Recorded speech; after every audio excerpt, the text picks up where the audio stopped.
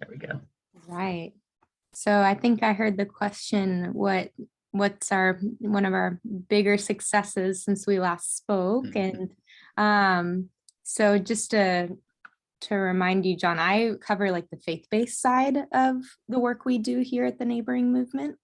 And so we have been really energized and excited about our group of facilitators, is what we're calling them. And these are folks of typically leaders of faith across the country who have somehow found us, and we have convinced them to partner in by training in asset-based community development. And so we do an online training through our Good Neighbor Experiment curriculum. And then at the end of that training, we invite them to come down to our offices and we get to have a final retreat, which kind of concludes their training with us. And then that marks the beginning of their next adventure, which is going out and building their own cohort of churches that they will connect with on the ground. And that cohort of churches will go through the Good Neighbor Experiment. So it's kind of a train the trainer. And it's been fun to really see there's such community that's come from it. We've done 2 groups of facilitators now. One started in January this past year, and one started in August. And both have just been an incredible, well, somehow we've found like incredible group of people, and they've really found such solidarity and community with one another. And I think especially the retreats that conclude the training, they've been a time of celebration and just kind of rest from church as it is and dreaming of church as it could be. And so I think that's been maybe not as surprising. For me, it's been surprising just to see the community that's come from that. And we've really leaned on them since our trainings in being kind of co-conspirators with us as we keep dreaming about how to grow our faith-based training. And so it's just been a really cool partnership. And for this whole next year, we're going to see how their in-person cohorts really take off. We anticipate quite a few visits to different locations throughout the country as they connect with their networks on the ground and grow an asset-based work where they live. So that's been a huge success and really a joy, I think, in my work. And I think everyone who's been a part of that community has seen the fruit of that. So that's been what we've been doing. Yeah. How did you find your trainers? Great question. Yeah. So I'll let maybe Matt and Adam share about how they found the first group. Okay. Because they found the first group and I did a lot of networking on the second group. Yeah, I wanted to add too, John, that one of our key things we do at the retreats is stolen from a lesson we learned from you when you told us the story about the first time that you had gathered folks to train them about ABCD, and you gave them a stack of transparencies then that they to go out and take, yeah. Right? And so we actually we took that and we created a transparency, which of course they'll never use because nobody uses those anymore. Yeah. But we created a transparency and we told that story that you shared with us, and we said, this is yours now. We want you to take it and take the tools and spread it in a way that's meaningful to you. So it's always a fun story to tell. And then when we actually pull out old transparencies, it's a good laugh for everybody. So yeah, well, great. I got to the place where we still had the transparencies and we were using them, but the other electronic forms took over. Right. And so when I would go someplace, I would say, now I need a slide projector that I could use for my transparencies. Yeah. And people began to say, well, I don't think we have any, right? Or a university, I don't think we have any. And one said that they found one and they got it from a museum. We decided we had to go at electronic finally. That's amazing. Um, For antiques. Back to your question of how we recruited these folks. I mean, it's just been through relationship, really. They're people who we've known through either ministry partnerships, or a lot of them happened because when COVID started, we started offering stuff that was online and open to anybody anywhere. And then people would find us and jump into an online call, and we would form relationship through Zoom.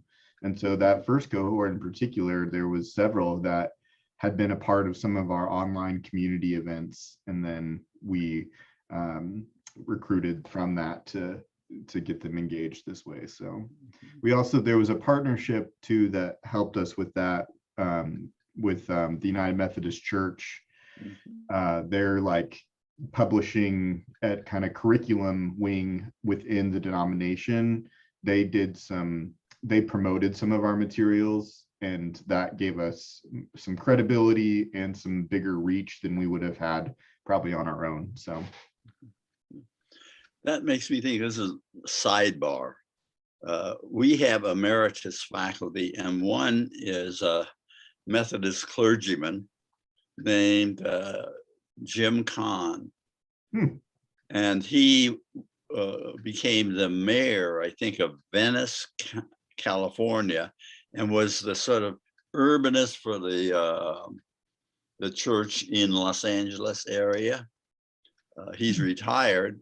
I don't know whether there's ever anything that you could do with him, but just at any rate, he's very experienced. He was one of the first members of the Institute. So, but let's go on. I just want to mention Jim Kahn, and in Los Angeles might be a good contact if you're looking out there. Yeah, we actually on Thursday are having a call with someone in Los Angeles about this very work. So.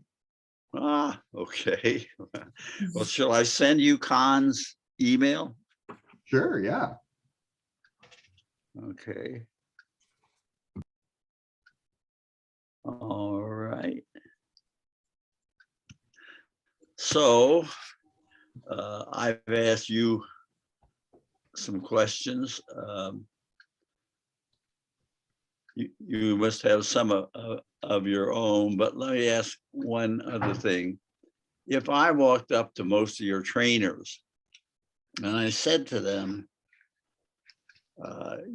you're involved in an ABCD practice, can you tell me in 3 or 4 sentences what that means? What do you think I might hear?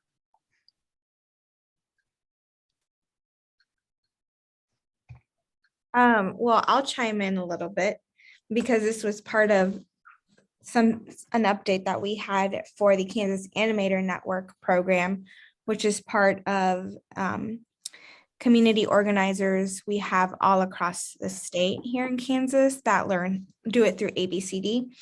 And we just had an animator gathering. So animators, what we call the people that participate in this program, of current and previous participants. And they came together to talk about what safety and well-being looks like in their towns. And we started hearing a lot of the ABCD language coming from their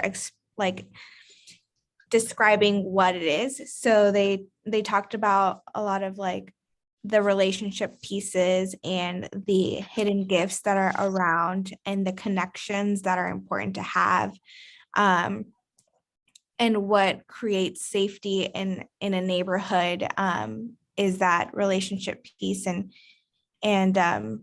taking care of one another type of thing.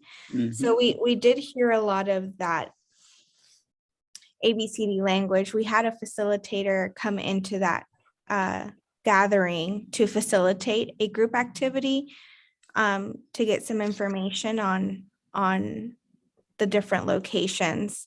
And I don't know, because I think they were wanting to hear like maybe what was lacking in their communities. but the animators kept coming at it from an asset mindset. So that was nice. Yeah, I think that is I remember in the early days, we would have retreats with people we would be training, and we would be talking about our communities and things that they were interested in. And one of our colleagues, Stan Hallett, brought along a doorbell that and every time somebody spoke of deficits, he rang the doorbell in the meeting, right? Loud, you know, fashion was. And it was really effective to make people realize that they were taking the empty half way, right? And I think in an afternoon, that bell taught more than anything I've seen in a long time. Yeah. Good. Well, and John, I might just add to your question, because I think it's a really important one. You know, how are we doing on training our folks?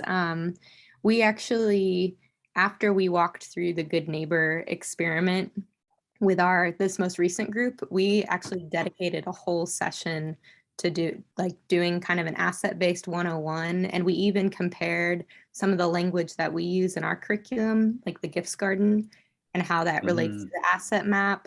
And we also had a few of that group was actually they had a background in power organizing.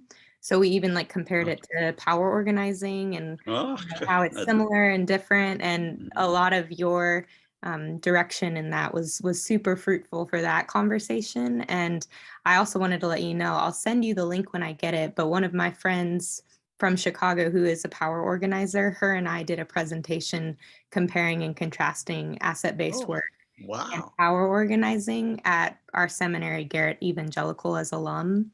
And so we have a presentation on that. And so I'll be sure to send that to you when we get that. But I just wanted to say, I think this second round of facilitators, we did a good job of being really explicit about asset-based work, because it's just really important, and it's a muscle that's hard to flex sometimes, especially in church world. So I would feel confident that they would give you a pretty decent response, 3 to 4 sentences. Good. Can I ask you, one of the things that I think a lot of people who are concerned about community in general, relationships in their neighborhood, and who belong to churches, use the word service.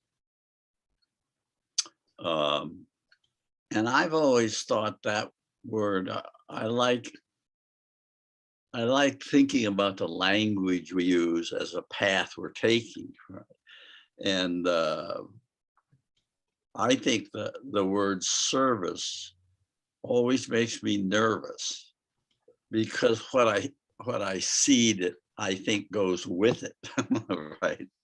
And I wonder, do you have some other word that comes from the faith, the church, other than service that you would use? I think I'm asking. The best that we have is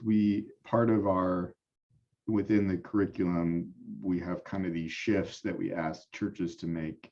And one of the things we say is to shift from being a service provider to a community connector. It's not necessarily as, so connector, I mean, it's not like a word that we've trademarked by any means, but I think that's the approach that we're trying to, similar kind of thing that you're talking about. We constantly have churches call us and say, hey, can I come and do a service project in your neighborhood? Oh. And we're always like, no, no. So, but you know, there's other ways that if they want to do stuff, we can get them engaged, but we don't just do service projects. So. Yeah, right, right. Who was it? Matthew, do you remember this? One of the people in the group that we used to have, you remember the 7 or 8? Was this you? When people would come in, instead of their being used for service, the people in the neighborhood talk to them about what they were producing. Is that you? Yep. That was that's us. that's brilliant. I thought that was really great, right?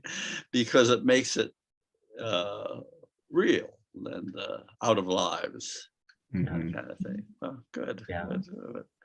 So you got any concerns or things you have in mind, or? Well, I think one thing that's common in both of these ways, I mean, with these 2 places we're training people in ABCD, is we're realizing that people learn ABCD, and then there's a proficiency thing that happens, right? And they hear it and they intellectually say, yeah, I get it, I understand it. And then we say, okay, go into your community and try it. And then they come back and we say, okay, what did you try? And they're like, well, I gathered coats for kids at the school. And we're like, well, that's not ABCD. So how, like, talk to us how you thought that was ABCD, right? And like, there's a learning curve between like understanding it here and then living it out that is not instantaneous.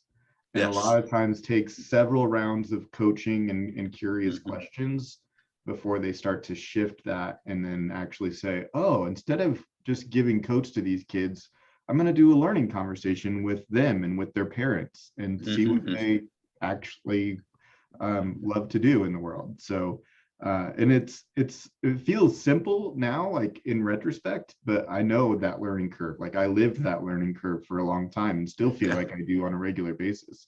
And so it is amazing how often we realize the training doesn't necessarily play out into the actual actions. So yeah.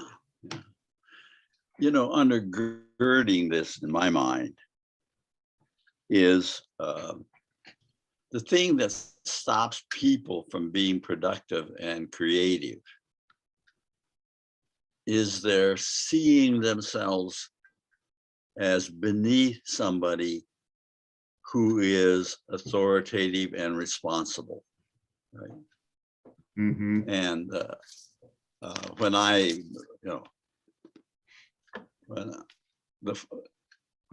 am providing you a service, it's as though you don't have anything and I do. And so the question is, how can we be friends rather than servants? And of course, John 15:16 is a guide or a commendation to that. So getting the feeling of when we are unequal is a part in my mind of living an ABCD way. Is when is it that my relationship is not reciprocal? Is the question. Yeah, that rings true. I mean, I was just thinking about when you were saying that some of our animators who are college students and they want to create a network of college students, a network of Hispanic alumni that then can serve as connectors and mentors. And the first place that this person went was to the university to ask if they could do that, because they felt this need to ask for permission. And when they came back, we were like, why did you do that? Why wouldn't you go ask the alumni if they want to do those things, or the students if they need mentors, or, you know, talk to the people who are actually, you are in that network, and but they just are trained to ask for permission from that authority type figure. Yeah. Well, that's in an ABCD in practice. One of my chief measures would be, is this reciprocal? Right. And I think you all understand that. It's the difference is you can say the words, but you're saying the practice has to grow, right? Right. Let me ask you about something I've been thinking about, and we may have talked a little about it in the past. All over North America, where there are Native people,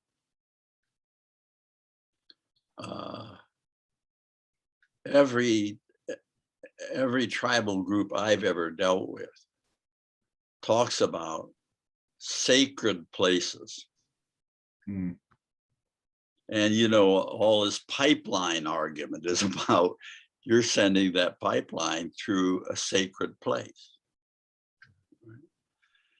And that idea of a sacred place is just inherent to the ethos of all, I think, the tribal nations that I have dealt with over the years. And so I was wondering, supposing we had a group of people from a neighborhood, and this may not be their language, and they may be suspicious of us because we're from churches, right? But it'd be interesting to see what would make this a sacred place in their minds. Why can't this place be a sacred place, just the way that the Native people have? I think there's a lot of respect for the idea of the Native people's sacred spaces, right? Why don't we have sacred spaces, and what would they be like? And one idea, and I've had, is that in a sacred space, we are respecting the earth, which again comes from, it seems to me, the traditions of most Native groups. So we're in this neighborhood, and we have this place. How do we care for it? Yeah. Because if we care for it, it could become sacred. And be interesting to see. I've never done this, but what would a group of people say? You might want to even start with church people, but that whole idea, which I draw almost totally out of experience with Native people, so powerful and undergirding for a community of equality between people and the earth. I remember a great neighborhood organizer, a guy named Dick Harmon. He was one of Saul's first disciples, right?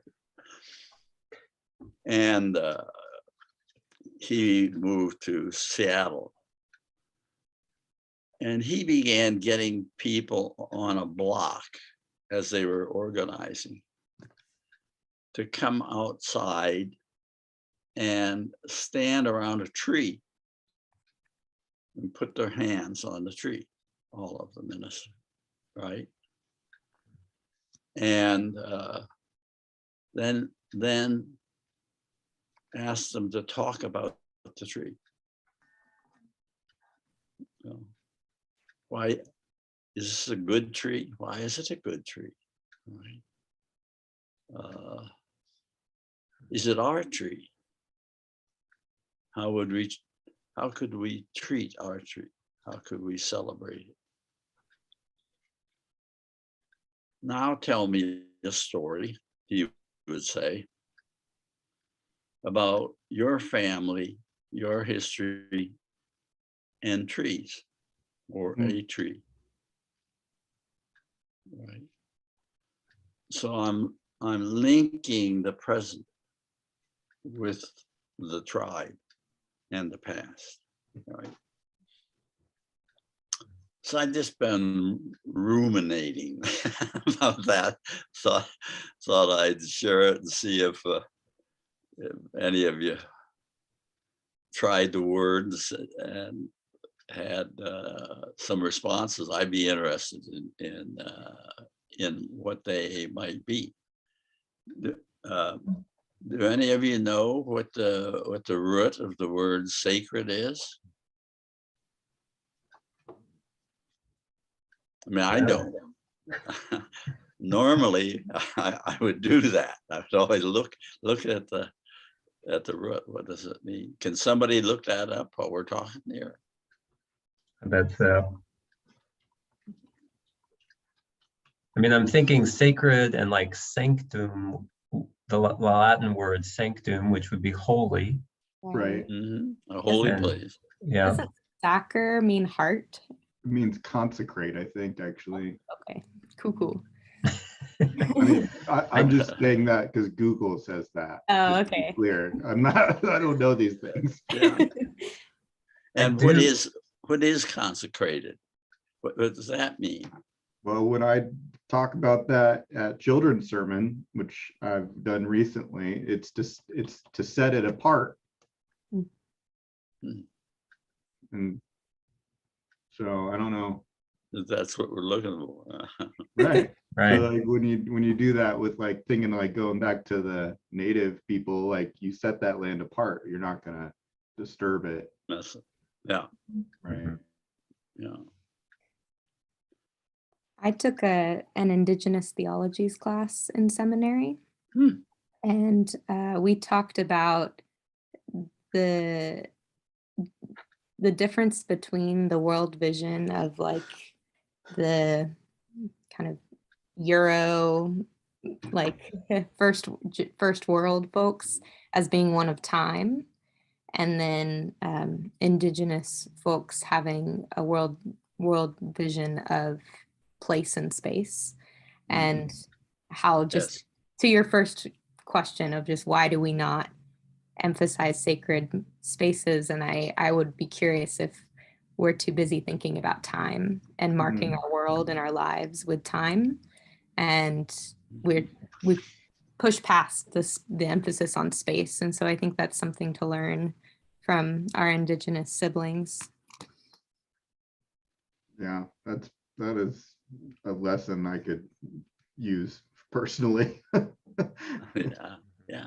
So I like those two dimensions, time and space, Mhm. right? It's almost Einsteinian. It doesn't have light, but light is time. So can you begin to suppose you had a little experimental group on a block or two, and you began to use this kind of language about this place?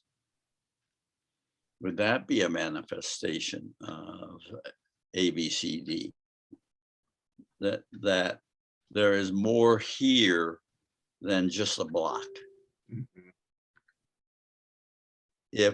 If we are in tune, what is here is a sacred space.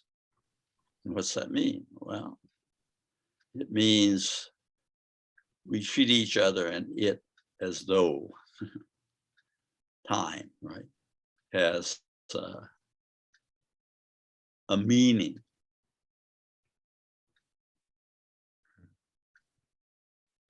I'm just trying to see if that idea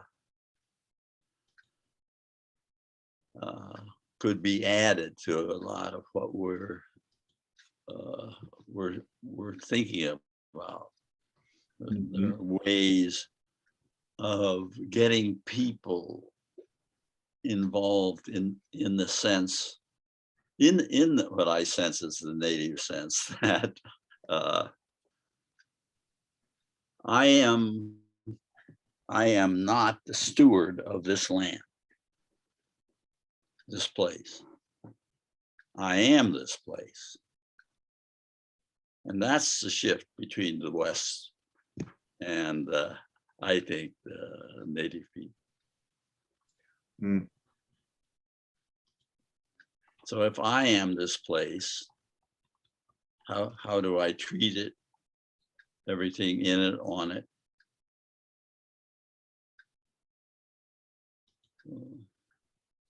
How do we open up the idea that this is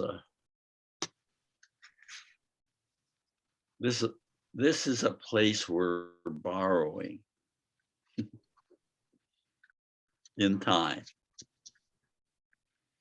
We came in, right? It's a slice of time. And there are many, many, many layers of time before us, right? And we came in on this place and we have some time here.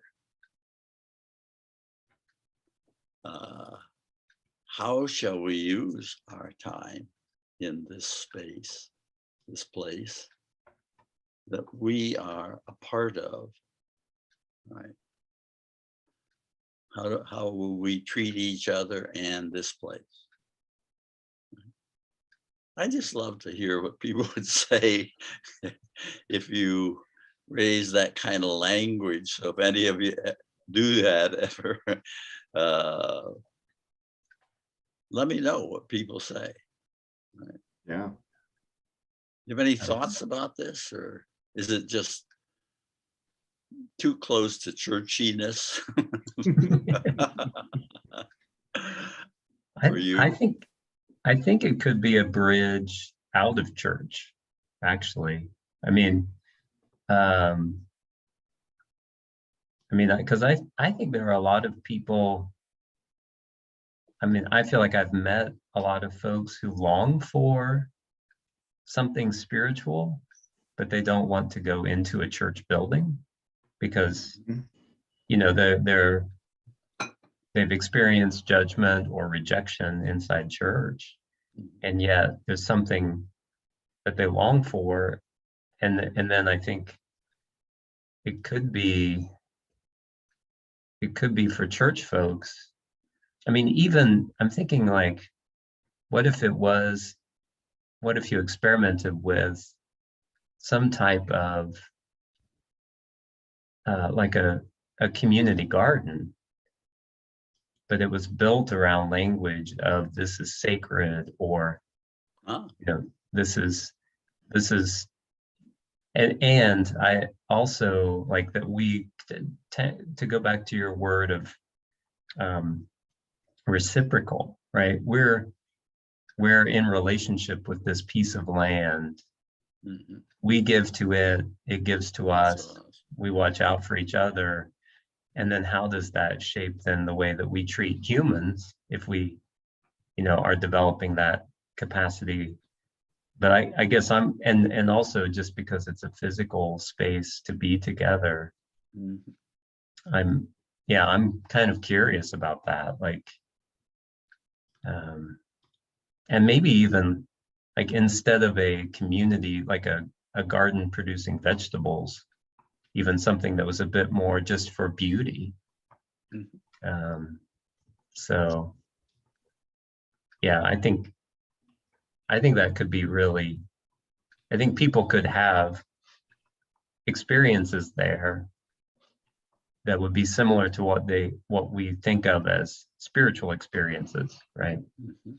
I mean, I would say they are spiritual experiences, but in a place that they may not expect to have spiritual experiences. So, yeah, I mean, we're kind of, Catherine and I are dabbling with that in our own backyard.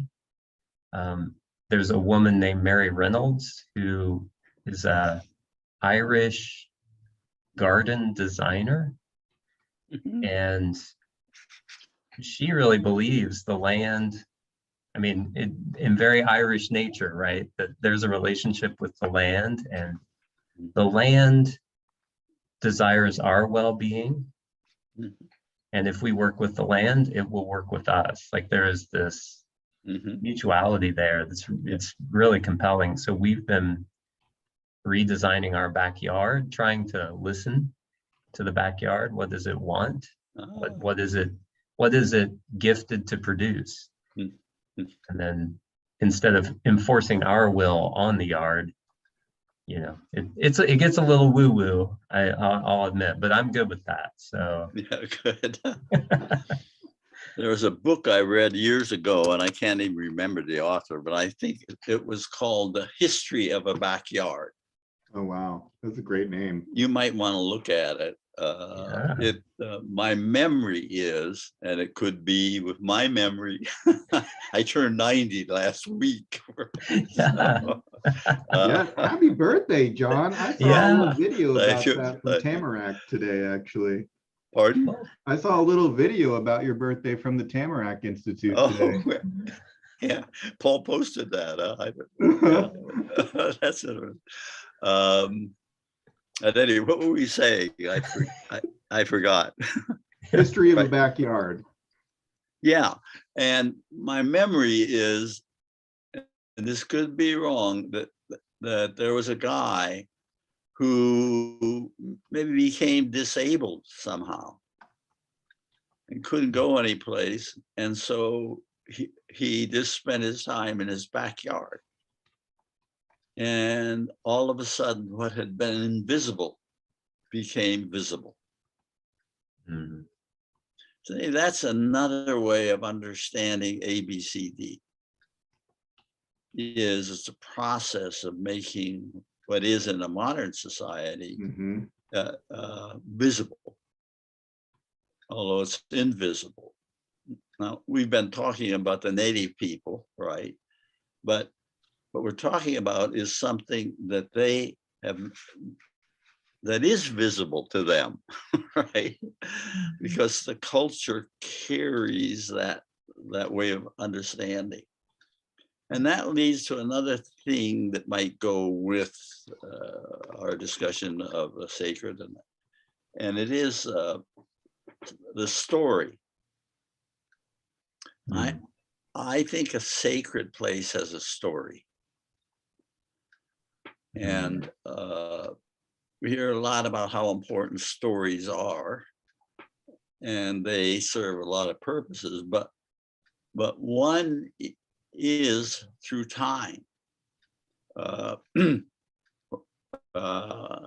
the house on the block where I lived when our children are being raised,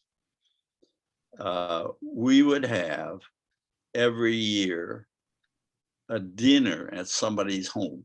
It was, everybody brought stuff. It's like a potluck. But and it was usually probably in December, had a little bit of holiday-ness about it. But there was an old guy who lived on the block named Phil Johnson. And every year at the high moment of the dinner, he told us the story of our block. He had been there for 70 years. Right? And that really had a transforming sense of where I was. Mm. Now, he told it in terms of who lived in the houses. So he could say, now the McKnights live in a house, and before them, some people named Johnson lived in that house, and they had a disabled child that everybody loved. But before them, there was a young couple, and they just never participated in our dinners. And then he go to the next house. Right? And, I'm not sure that's a story that is very powerful, but I know that I think after, I don't know, 10 years, if Phil didn't tell the story, we hadn't been together. Yeah. And he died. And that was a tragedy in more ways than one, right? Because nobody else knew the story like he did, because he's the only person there who had been there for 70 years, right? Yeah.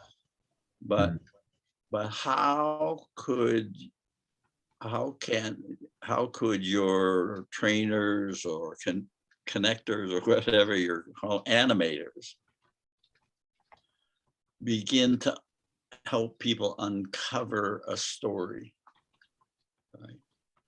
And maybe since they don't have one they can uncover, they should begin to make one. Right? What will be our story? What was our story last year? Right? What'll be our story next year?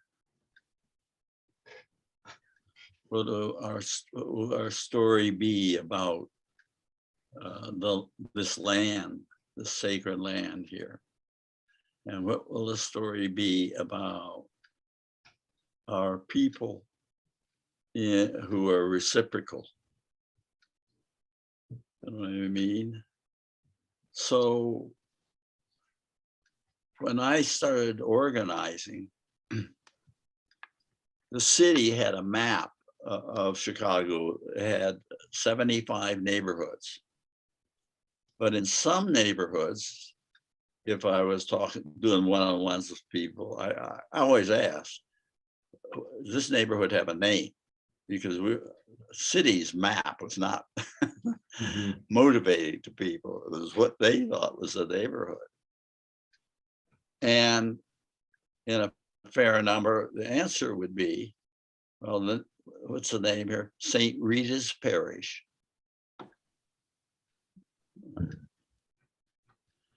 Which was saying, in a sense, this is a sacred place defined by people of faith, right? And here where I live in Evanston is the Reba Place Fellowship, which is the oldest urban communal group, I think, in the country. And if you go, and they all live on one block, now probably a block and a half, Reba Place is the name of it. And if you go to people 2 blocks away and you say, what is this neighborhood?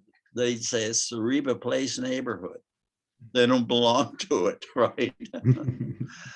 But it's given them an identity that isn't just somebody's name that has no meaning.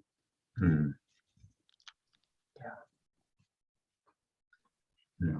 So I just love any of you who have already done or will experiment.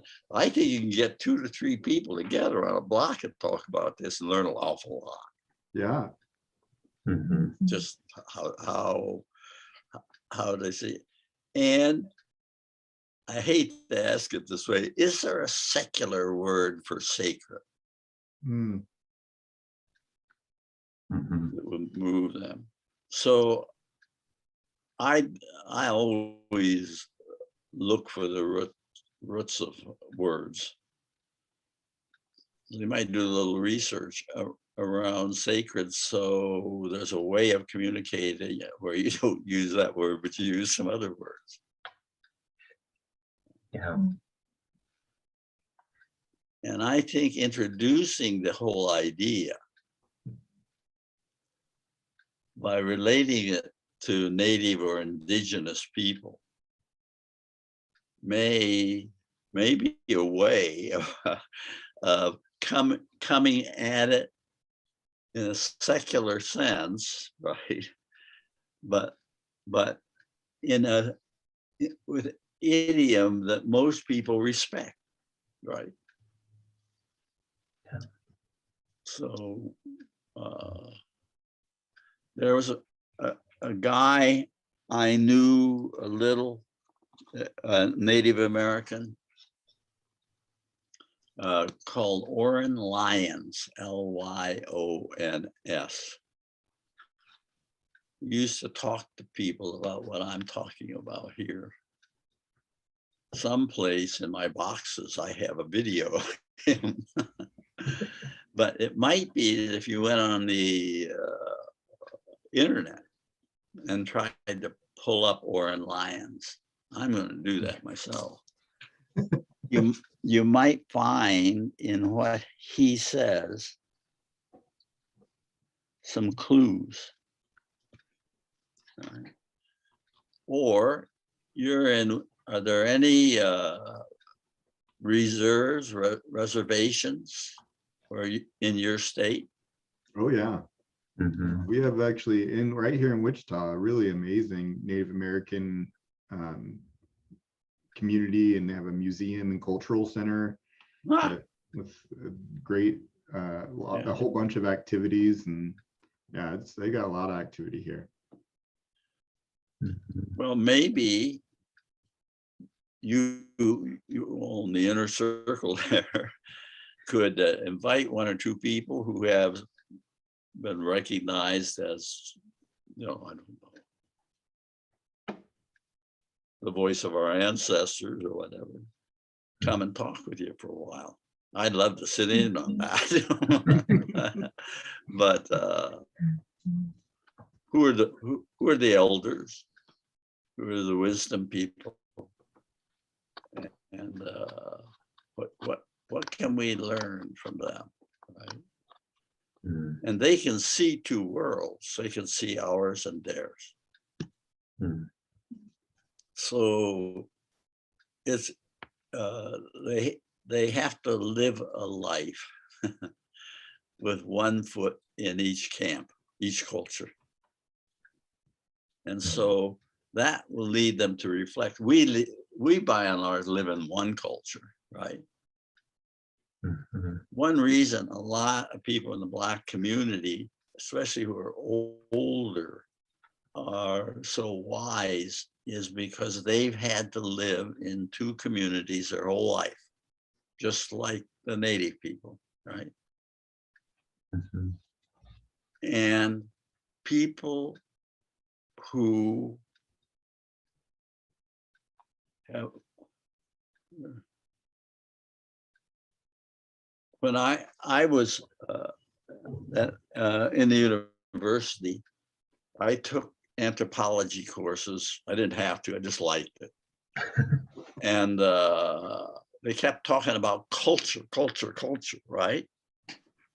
Well, I didn't, I loved whatever it was. Sounded good to me. I didn't know what it was, because the only thing a fish doesn't understand is water, right?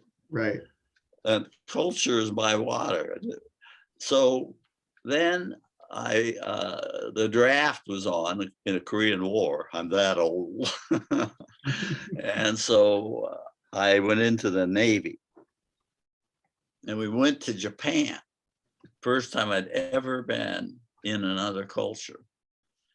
And I remember going ashore the first evening and spending time in the city, walking around and looking at the people and things. And I came back and I thought, aha, I know what culture is. But I didn't know till I saw another one. I didn't know mine till I saw another one. Well, and that was a real wisdom helper. Right?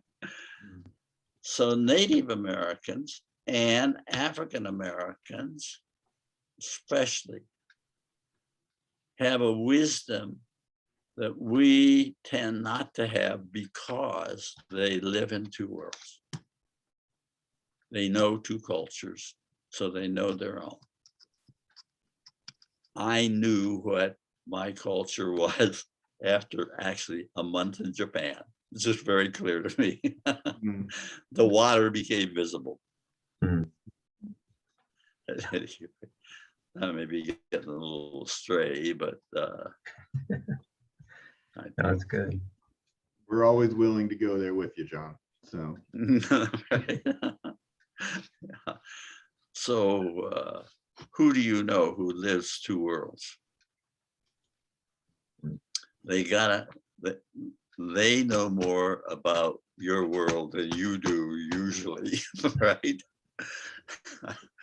And a lot of comedians make comedy that way.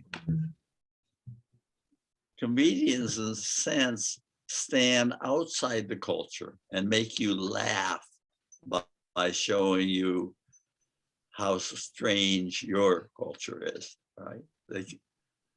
So they have a special talent. Anyway, so I'd like to hope that the next month you can try a little of this stuff, and when we come back, let's learn together what we learned. Is that something, or are you too busy for this? I don't know, maybe. I mean, it's our job, so I guess we got to do it. So. No. But yeah, but it's the front edge of exploration. And I think it's coming at the question of the spiritual world in another way. You're taking another path that people can relate to. Mm-hmm. Yeah. So, well, anything else for the good of the order here?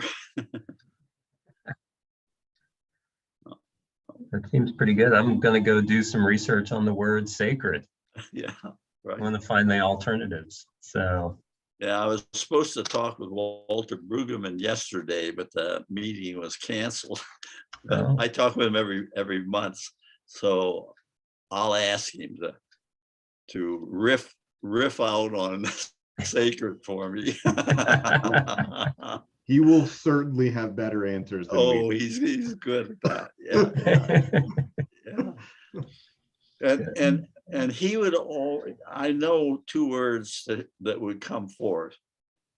And if we were talking about that, the sacred, it has with it forgiveness and suffering.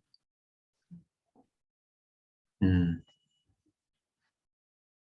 Keeps appearing. It's very central in his mind as he talks to me and then talks to Peter about the neighborhood, right? Which he sees as the manifestation of God's way at best. So I'll ask him. Maybe I can throw that in to our discussion next time. See what he said. Yeah. Okay. Well, if we don't have anything else, thanks for joining. I really have great hope for your work. Thanks, John. So Thank you, happy John. holidays, or happy sacred holidays. Yeah. To all of Right. you. Right. Thank you. You too. Bye-bye. Bye-bye.